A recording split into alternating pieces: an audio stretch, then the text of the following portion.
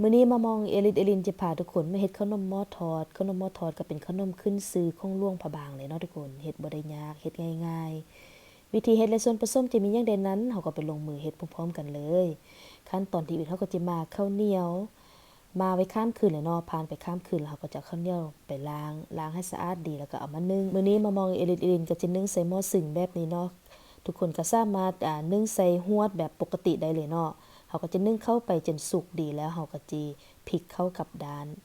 หลังจากเฮาพลิกเข้ากับด้านใดแล้วเรียบร้อยแล้วก็จะนึ่งเข้าต่อไปให้จนสุกดีอีกตื่มเนาะแล้วมื้อนี้เฮาก็จิมาซีดน้ำใส่รองถาดแล้วเอาเข้ามาวีก่อนเนาะเอาเข้าลงมาวีให้เย็นตัวลงดีก่อนหลังจากเข้ามันเย็นตัวลงดีแล้วเฮาก็จะเอากลับเข้าไปนึ่งอีกตื่มรอบนึงเนาะสรุปแล้วก็คือนึ่งเข้า2รอบเด้อทุกคนเพื่อให้เข้าเฮามันนิ่มดีเนาะหลังจากเฮานึ่งเข้าป่าไว้แล้วเฮาก็จะมาเตรียมมะกรวยอยู่พี่บ่มีมะกรวยน้ำว้าก็จะใส่เป็นกล้วยหอมไปสิเด้อใส่เป็นกล้วยที่สุกง่อมไว้สิเนาะมันจึงหอมดีกล้วยนี่เฮาก็จิแบ่งเฮ็ด2ส่วนเนาะทุกคนเนาะส่วนนึงเฮาก็จิเอามาหั่นเพื่อจะเอายัดใส่ในข้าวขนมมันเนาะทุกคนหั่นให้มันเป็นรูปลูกเต่าเนาะผู้ใดมักก้อนน้อยก้อนใหญ่มันก็ขึ้นกับการหั่นกล้วยของเฮานี่เด้อถ้าผู้ใดมักให้ขนมหม้อทอดเฮาเป็นก้อนใหญ่ก็หั่นกล้วยยัดใส่ทางในนี่ให้มันใหญ่เลยเนาะ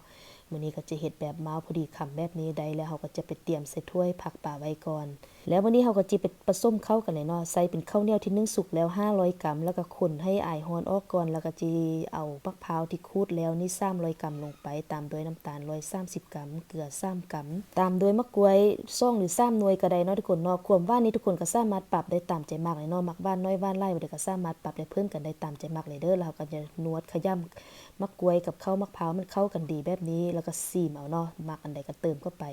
ได้แล้วเรียบร้อยแล้วบัดนี้เฮาก็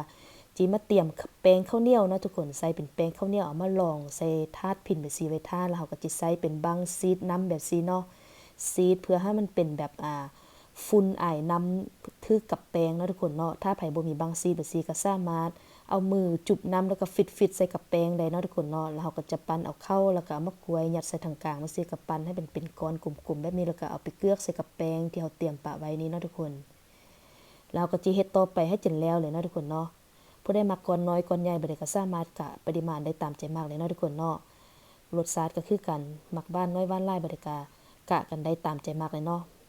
แล้วเฮาก็จิปั้นแบบเดิมนี้แล้วเฮ็ดต่อไปให้จนแล้วเลยเนาะทุกคนเนาะสำหรับขนมหม้อทอดหลวงพระบางแล้วจะบ่เฮ็ดก้อนใหญ่เนาะทุกคนเนาะจะเฮ็ดเป็นก้อนน้อยมาพอดีคำกินแบบนี้เนาะเฮาปั้นเข้าได้แล้วเรียบร้อยแล้วก็จิเอาแป้งนี้มาเกลือกใส่กับข้าวแบบนี้เนาะเกลือกให้ทั่วเลยแล้วเฮาก็จิใส่เป็นบางซีดน้ำเมื่อกี้นี่น่ะเอาไปซีดพ่นอายน้ำลงไปผสมกับข้าวกับแป้งแบบซี่เลยเนาะทุกคนเนาะ